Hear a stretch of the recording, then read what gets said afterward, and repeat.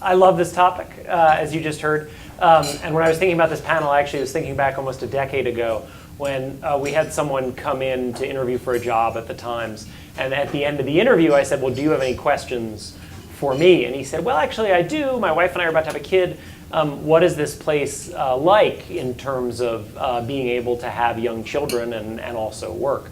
And I said, well, it's funny you asked me that because actually I've spent a lot of time thinking about that, and I deliberately put my desk near the door so I can get out easily to get home to my little kids. And so you've asked the right person. And he laughed and he said, yes, everyone told me you were the one who snuck out early.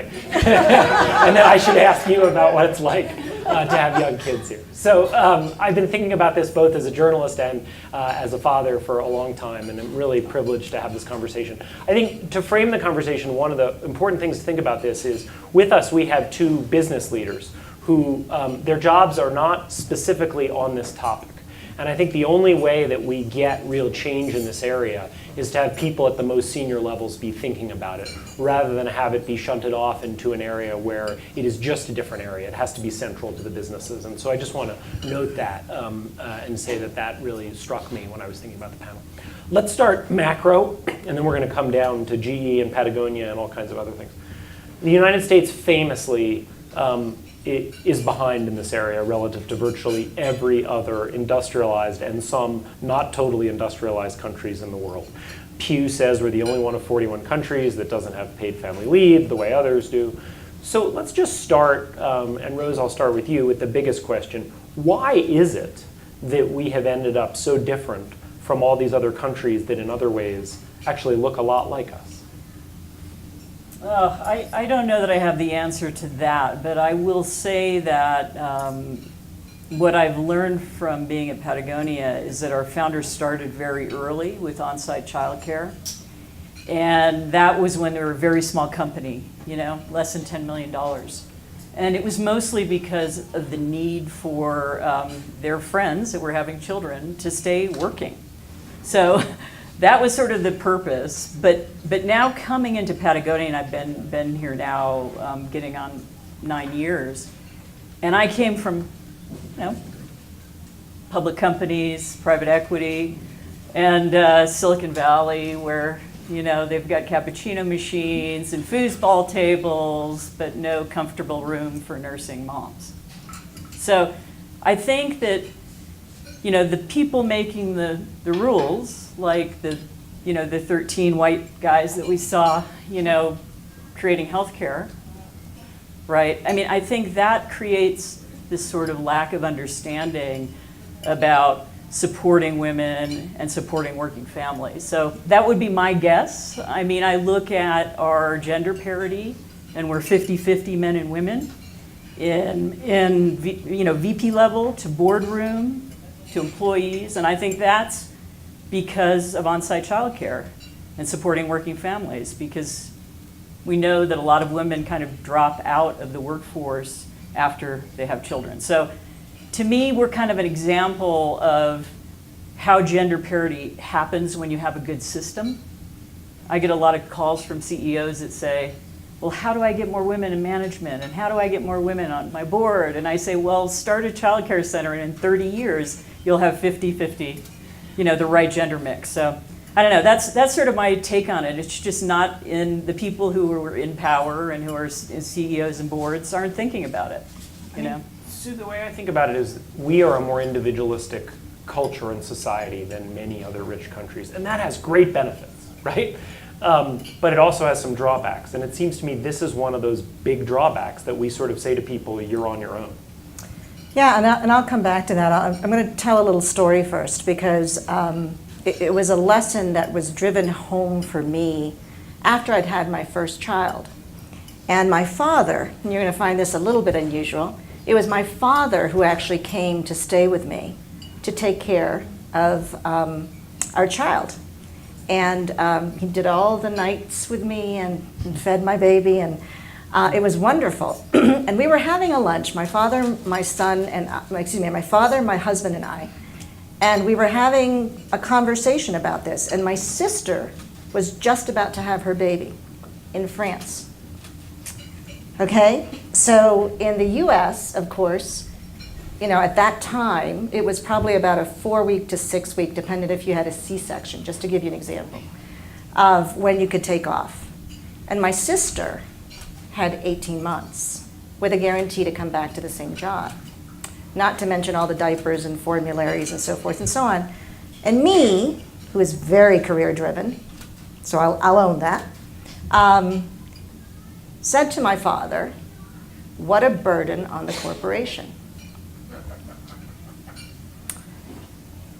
My father and I had the worst fight I've ever had with my father. It chokes me up to even say it. Because he said to me, that is the most immature thing I've ever heard.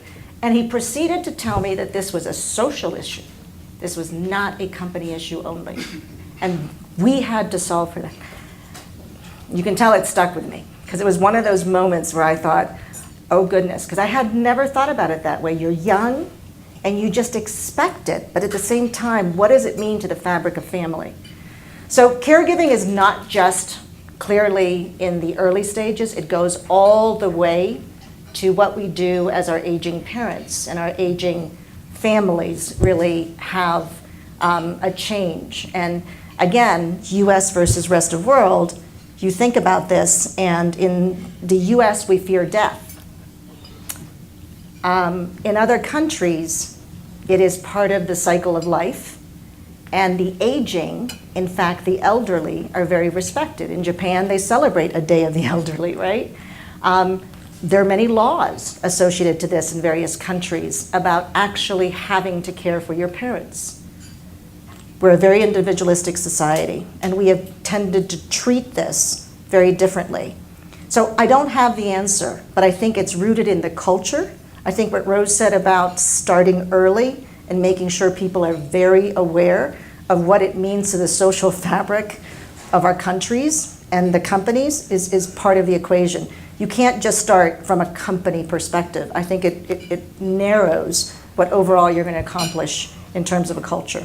I think what's tricky is that the younger version of you was not wrong, right? There's sort of no free lunch here, I don't think. Please push back. But there is a way in which there is a burden on taxpayers and on companies to set up these benefits. And remember, corporations do not declare we are to the benefit only of the employee. Mm-hmm. Corporations very much declare you are, and in fact, Delaware is set up to be for the duty. good of shareholders. Yeah. You have a fiduciary duty, right? So I guess what I'm asking is if you could help us frame this and think about it, right? Which is I don't want to pretend that there are free lunches, but it really does feel like while this can be a burden on companies and on taxpayers, boy, it's one that's worth it, and that if you don't have, you end up with bigger burdens on society. Is that the right way to think about it, or I don't know. I think I challenge that a little bit, and only because I have this great bank of history to look back on in Patagonia, and I think that we recoup, we figure about 91% of our costs.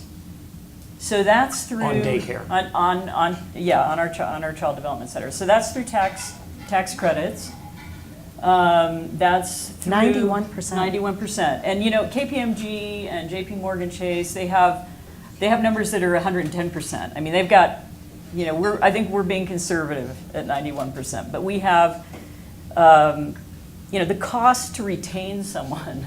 I mean, everybody knows how expensive it is to hire someone again, to fill a position. I mean, this issue about the burden on the corporation, if you really think about what the burden is like when that person's gone, what happens? And what we've seen, and what cost is there to the company. But what we've seen is like we use that as an opportunity to cross-train people and take, and everybody kind of, because there's childcare on site, everybody sort of works as a family unit. So they understand that, okay, this person's going on maternity leave in my department, I've got to fill in. And I mean, I think it's very practical, actually. It's not like, oh, there's this big economic burden. I think for us, it's not proven to be that way. Yeah. And I think we're much more competitive.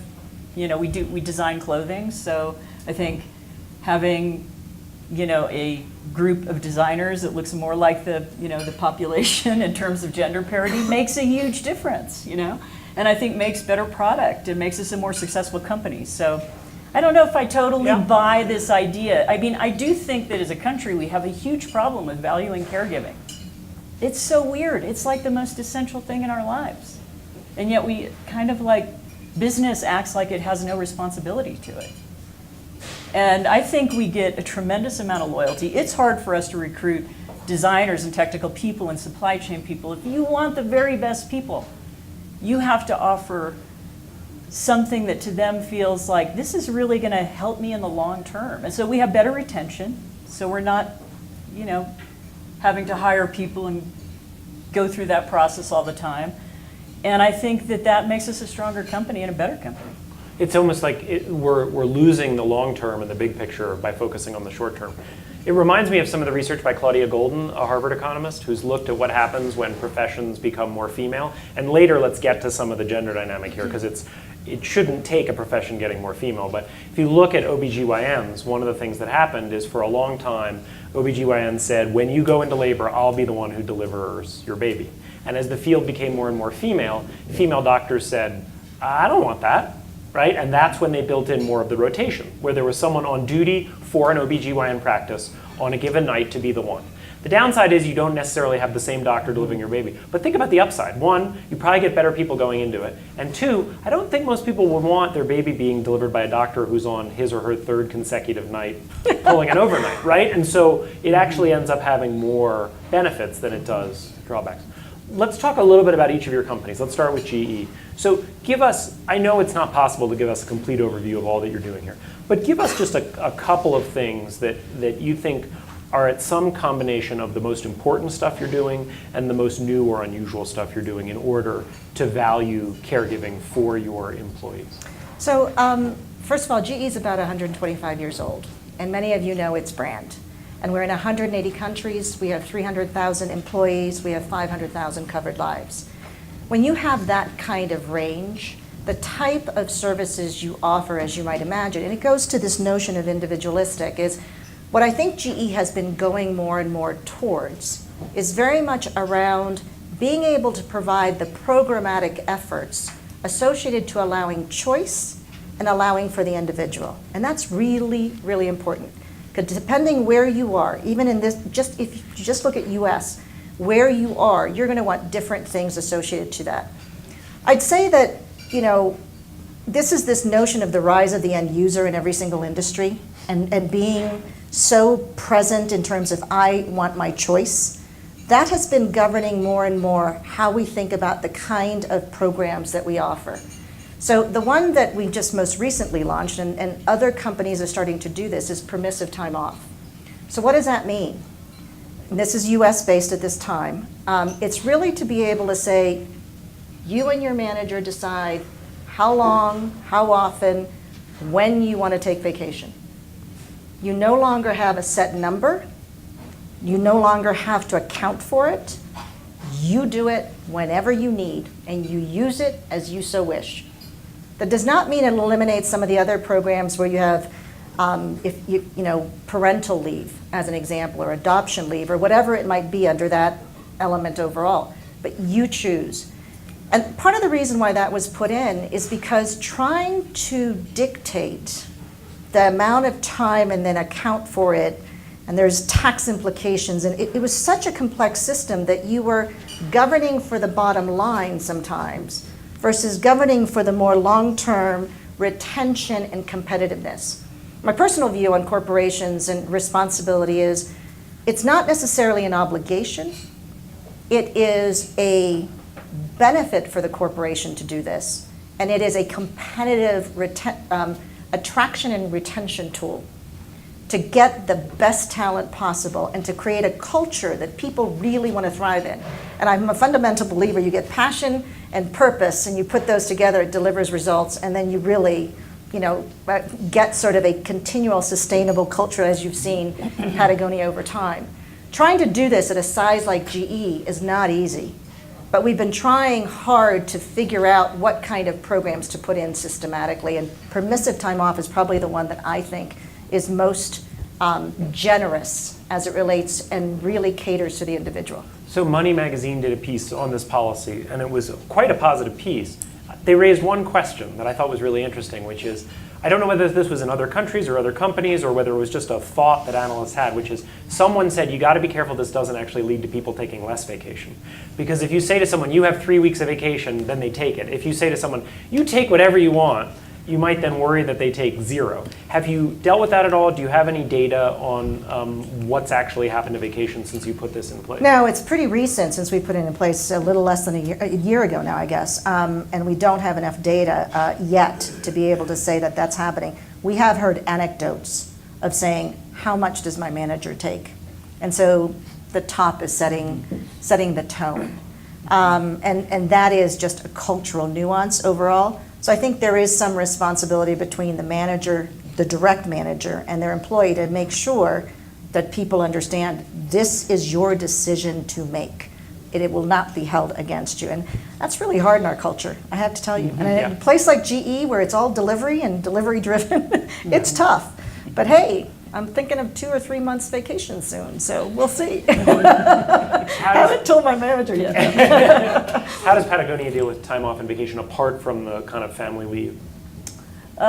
We kind of use the same, the sort of similar kind of accrued, model that most companies do, although we're looking at changing that.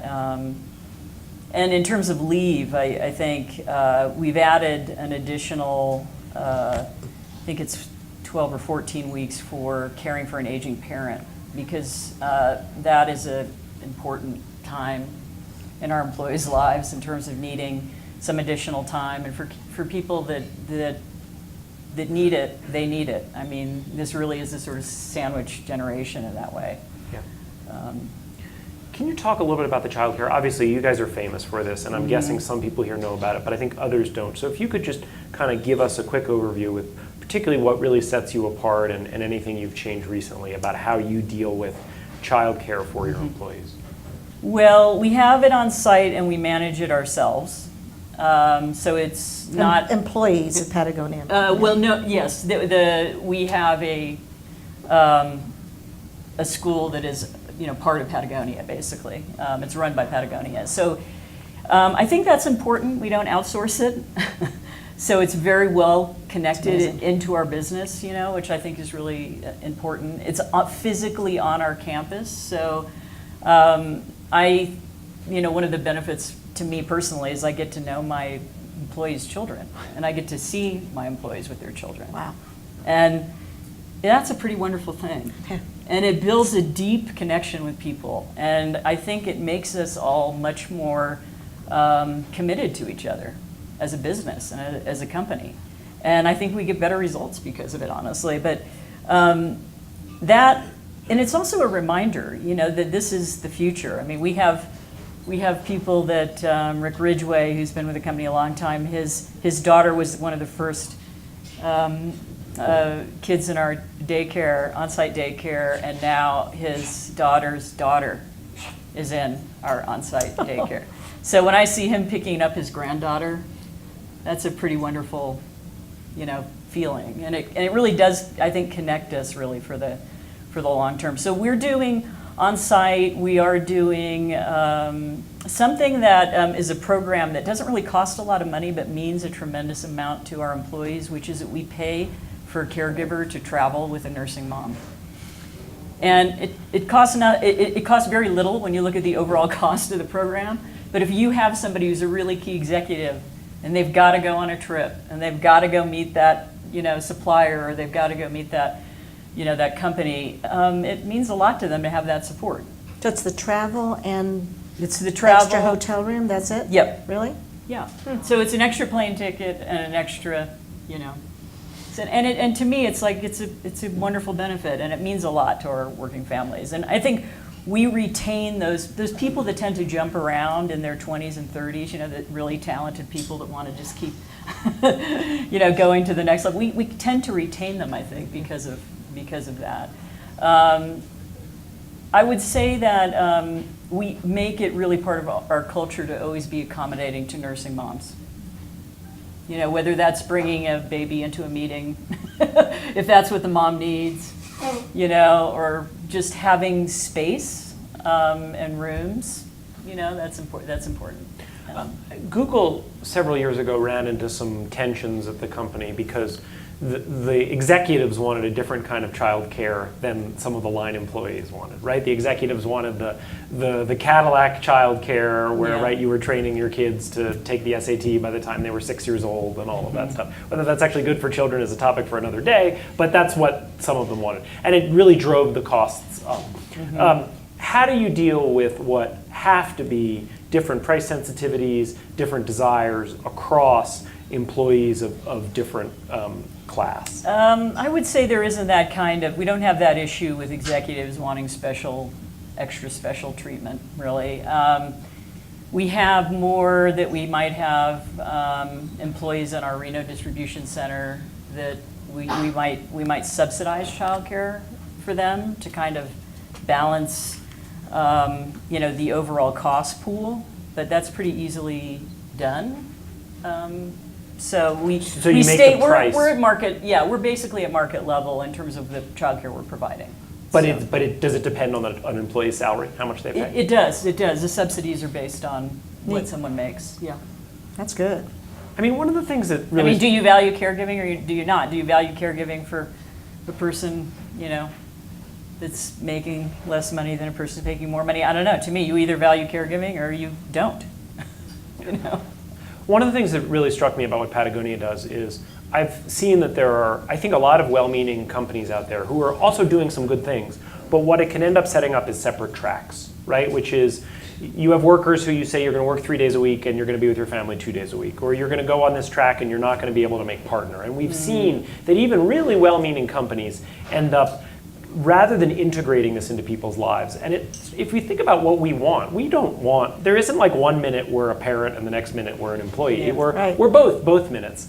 And it just struck me that having the childcare on campus makes it easier for people to be essentially within a given hour, allows them to do both rather than feeling like they're flipping a switch. Yeah, I mean, they are doing both. We are doing both. I mean, I think the stress that, a lot of parents feel when they have to make it on time to pick their child up from childcare and, or they're going to be charged more money for that extra time and, all of the things that the stress that a mom feels when she's separating from her child, when coming back to work with no supportive environment. I think,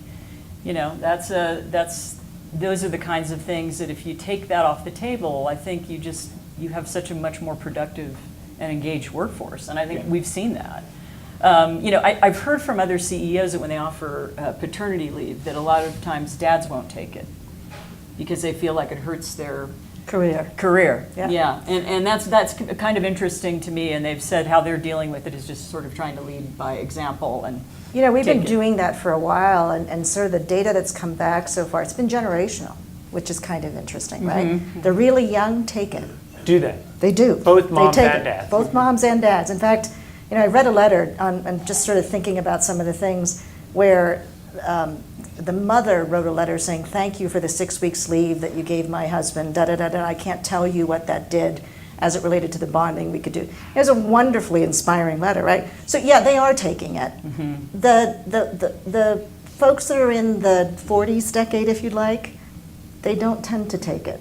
We haven't seen that being taken up as much, which is kind of interesting. So again, cultural and what you're expecting, because more and more the individual need is being really put out there as it relates to the millennials and the Generation Xers. I was feeling proud that GE made a move as it related to Moms on the Move, is what we call the program. And these are baby steps and not quite to where we have on-site childcare, but all the things surrounding programs of having nurses visit you before, so the nurses come to you during your prenatal visits, as an example, to help you and just make sure you're well situated and you've planned overall. And things like shipping breast milk to wherever you might be, because you want to stay breastfeeding, and having a breastfeeding kit, as an example, and trying to incorporate that into your lives. Meaning if an executive is traveling, you ship the breast milk home. Yes. Yeah. You have the kit that you take to be able to pump, and then you're able to have it on, being able to frozen and being able to ship it back home so that you stay one, lactating, and two, you're able to actually provide it to your child. So that major progress. And you know what? It was taken up remarkably by folks. So I think we're trying to figure out how to enable, what tools do you put for people to choose what they want that works for them? And that's sort of how we've tried to go about doing it, because it's very customized, it's a very personal menu of choices that you get to sort of select from. So if we brought up different corporate leaders and asked them, do you care about this stuff? My guess is every one of them would say that they cared about this. So as a potential employee, if you're thinking about where to go work, as an investor, if you want to do this sort of social responsibility investing, as a policymaker, as a journalist, what advice would you give to people how to distinguish between the companies that talk the talk and walk the walk? I'll ask both of you and let you go in whatever order you want. Oof, that's a hard one. There's the basic answers around just pure metrics, retention, turnover, people using it, et cetera, that you can ask the company. But at the core, it's the employees, right? That will tell you whether it's the kind of environment they want to be in, whether they're using the benefits that are provided, what benefits matter to them. And one of the things we do a lot is we survey. I mean, you almost get a little survey, freaked out at times. But to find out what's useful and what's not useful to the employees. And those have been helpful. And being able to provide that and say, here, this comes directly from the employees, I think is helpful. But at the root of it, it's employees telling you directly, this is why it matters to me. That's the overwhelming, I'd say, why people want to join. Rose? I think it's a couple things. One is that you have to lead by example. I mean, as a company, you have to show that, and as a leader, you have to show that that you value this, and you show it by investing in it. You show it by talking about it. Surveying people and asking them what they need. So I think that's an important part of it. And I think that knowing that caring about your employees, and especially if we look out in the next, 20 years, if you want the best people at your table running your company, that caring about people and caregiving isn't in conflict with running a successful business. In fact, it's necessary. Yeah. And I think the companies that figure it out will solve gender parity, they'll solve engagement, they'll solve a lot of these things that they spend a lot of money on consultants trying to solve. Because it's just sort of basic, it gets down to that. I mean, really just, advice in terms of where to start, I would say making nursing moms comfortable and making it comfortable for moms to come back to work, so they're not under an incredible amount of stress having to, leave their child, drive back and forth, and, those kinds of things I think make a huge difference. And it's really about finding space. I mean, Apple just built this giant 125,000 square foot campus with or it's bigger than that, but it's got a gym in it that's unbelievably big. And there's no on-site childcare, Have they talked publicly about why they did that? I heard something that it was zoning stuff, but I'm like, if Apple can't solve zoning problems in Silicon Valley, who can? I don't know. Last question before I open it up to you all. So start thinking if you have questions. We've really been focusing on what the corporate sector can do. But obviously there's a whole other path toward this, right, which is what government policy is. When you think about how as a society we should get to a better place, my instinct is that this has to involve substantial change in both essentially change in corporate behavior that is competition-based and is at root voluntary, but also changes in policy that say, this is the minimum of what we expect. Do you agree with that sense, or do you actually think we can make enormous progress with the policies that we currently have? Dude, this is lunch. I mean, that's a heavy question. I know. So,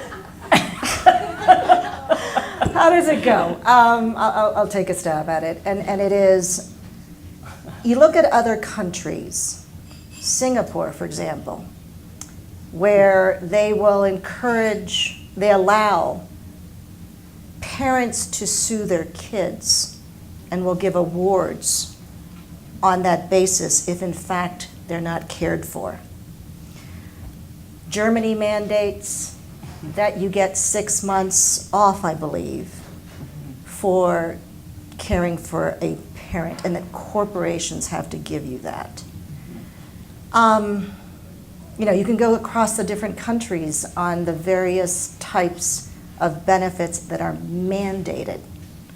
Like I said, in France, the parental leave, the subsidies of diapers, the subsidies of formulas, and all of that, which the government does. I think it's a mix between, and this is what we've tried to do at GE, which is there's a responsible company that sets up the appropriate foundations that are the stopgaps for the employees to allow them to make sure they know what is their right, if you'd like, if they work for GE. But there's even more than that in the permissive time off, as an example. So those weren't necessarily set by law. Those were set by GE really understanding the implications associated to those, benchmarking across industries, interviewing employees, etc. At the governmental level, I think it is, like my papa told me, it is a social construct. It's a cultural construct. And so making sure that that there are guidelines associated to what should be allowed and that there's no abuses against those, I think are part of what government has to do. What lines, after yesterday, what lines you take associated to what kind of care you're going to be able to enable from a policy perspective and mandate, companies to do, I think we've gotten so much better than that than we've been in the past. So I do believe there's a role in government. I can't give you every example for every policy that currently needs to be put into place. I can give you one that I fundamentally believe in terms of care and how we need to make sure employers remain very vigilant on this, and it's the explosion of the genomic information and how that's affecting healthcare and what that means as it relates to wellness programs. And we passed I might get the right date wrong, but I think it was signed May 21st, 2008. President Bush signed it. The protections of GINA, the Genetic Information Non-Discrimination Act, that corporations could not discriminate on employment, right? Or on insurance couldn't do it either. But we didn't, there's a loophole on the wellness programs, that they can still get the genomic information through wellness programs. And so as you think about, there are certain protections in terms of caring for the employee, if you'd like, that are foundational. And we've got those, and I think they have a place. But ultimately, the corporation has to declare where they want to be as a corporation that believes in the benefit to employees, and a responsible corporation, and those that are purely about shareholders. And I think it's absolutely what Rose said. It changes the long term versus the short term. You want to take a swipe at the policy question? For sure. Yeah. You should have started with her. No, look, 11% of people in America have paid leave. That is embarrassing. It's ridiculous. It's ridiculous. And we're giving huge subsidies to oil and gas and these big corporations. I was a public company CFO. I know what all the tax loopholes are. It's like, a little bit more money to child care subsidies that would turn the corner maybe for some of these corporations that are worried about it would solve the problem. It really would. And so supporting, I think, the Family Act, some of these things that are going on, but policy in terms of, it all comes down to the same question about valuing caregiving, which is so intrinsic to all of us if we think about it. It's like the thing we care about the most, but it's the thing that's the most absent from our companies. And the companies that it's not absent from are performing better. We're not public, we're private. But I like to keep score, so I keep score with all our public competitors. And we are in the top 3 of public retailers in terms of margin, EBITDA, all the things that you guys like to look at. So look, it's possible, right? I mean, it's not an issue of like we're just giving all our profit away, and we're giving 1% of our sales to grassroots environmental activism. So, you know, I don't know. It's just I just feel like it's just a failed system in our federal government. It's not supporting it, and we have business leaders who don't support it, and we have board members that, I think the number of female board members has gone down this year. I mean, it's crazy. Despite the policies, even internationally, Yeah, right? it is unbelievable. The lack of support for just very basic things. I mean, how many female Fortune 500 CEOs are we at? It's still, I don't know if anyone here knows the number. I don't. I think the number was 6%, someone said? 4 to 6%, Yeah. something like that. Okay, enough questions from me. Sir. Thank you. Hi, I'm Richard Eisenberg from PBS Next Avenue, and I want to ask about elder care. In the past week, there were 2 interesting reports that came out. Home Instead came out with a report about working daughters who are caregivers, and it showed that big stress on a lot of them, that many have to choose between career and care. And at the same time, the Society of Human Resource Management, the HR people, came out with a report on employee benefits and found very few companies have any kind of elder care benefit, resources, anything. So I'd like to hear from both of you, what do you think companies could do, should do to help employees who have caregiving issues for their parents? Thanks. I think that, we just started this, I think it was last year, extending this benefit for folks, although we were always really flexible about it because we just operate more like a family business and a corporation. So, I think that's a really good start, just knowing that when that time comes in the employee's life that they have, and those are oftentimes the employees that have been with us the longest and have the most experience and are the most important to retain. So I think giving that some guaranteed benefit is really helpful. I'm trying to look up exactly all the things we do associated to it, and it's become more and more of what I'd say acute issue because of our population. When you look at the population across GE, people stay at GE for a long time. And I've only been at GE 5 years. And yet most of the officers of the company have been at GE 25 and 30 years. So this issue is really pressing because all of a sudden, guess what? They aged. And so did their parents. And so it's right there in front of all of us, right? So some of the things we've started to do, and I'm not going to remember all of them, but there are many, is really start to put planning in place earlier for employees on what does it mean to start thinking about long-term care. What does that even mean? Because again, you don't think of it until you kind of have to do it. What are the possibilities? What do you have to save for? How much is it going to cost you? What services do you think are out there that can exist in your community, which a lot of people actually don't know. So those are one of the first things we do, and we're starting to do that now when have access to that kind of information collated more locally, and that's just started recently. The other thing that we've done, particularly in caregiving, is subsidizing some of skilled nursing to be able to make visits to help in that stress that you're talking about, particularly for the woman caregiver, so that she has some relief and a little bit of free time. And that started to happen, and we piloted that in a couple of places, and we're going to continue to expand that program. And then the other thing, and this is sad to even talk about it, but as you move towards hospice care, what the hell does that mean? And what should you expect? Because no one wants to talk about it. We don't talk about death in the US. We just, it's going to happen, but what does it mean? What should you be thinking about? How should you be thinking about it? How do you make it less burdensome for your parents, and how do you make it less burdensome for yourselves? So we've hired a service to help us start to put into place that planning and what it means what you need to know. I mean, you guys probably, some of you have thought about this, but are you going to get cremated or are you going to get, buried? All this stuff, when I started reading it, I'm like, ah! But, I'm grateful now because I got to think about those things, right, overall.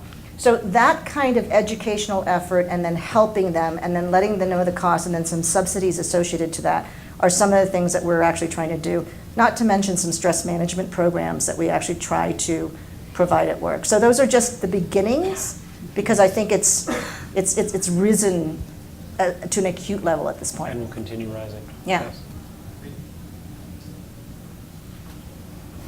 Who else?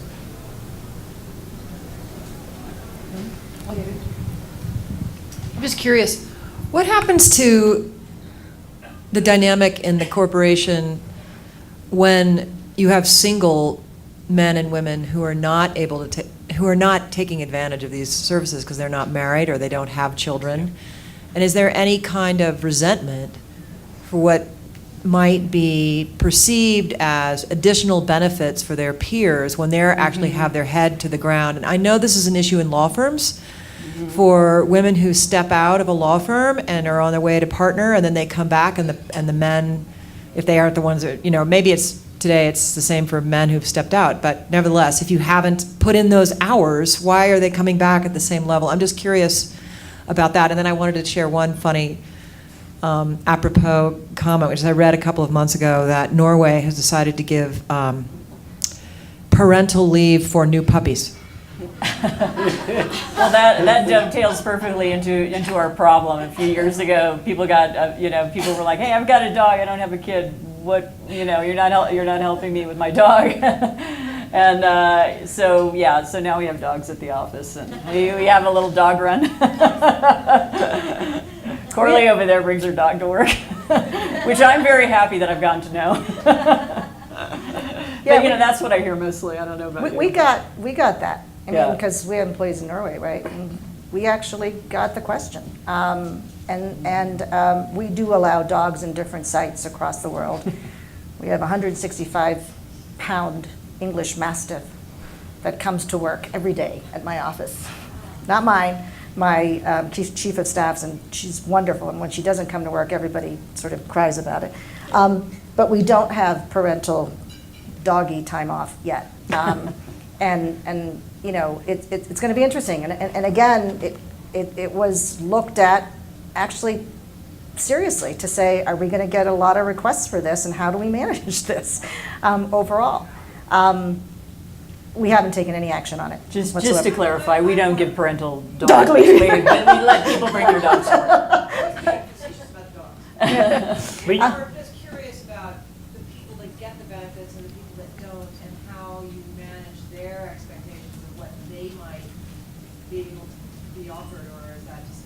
Well, I think it's all inclusive of the whole experience of working here. I mean, at Patagonia, we give people time off to go surfing and pursue the sports they like to pursue. So I think in that way, people feel like they have a flexible sort of way to use our benefit package in the way that we don't subscribe to figure it out. Yeah. We kind of let the employee figure it out, and I have to say it's not abused really at all. I haven't really come across that, which I think is more about employee engagement and feeling a common purpose and feeling a responsibility to the people that you work with. The thing that I've seen the most actually is when somebody's child gets sick.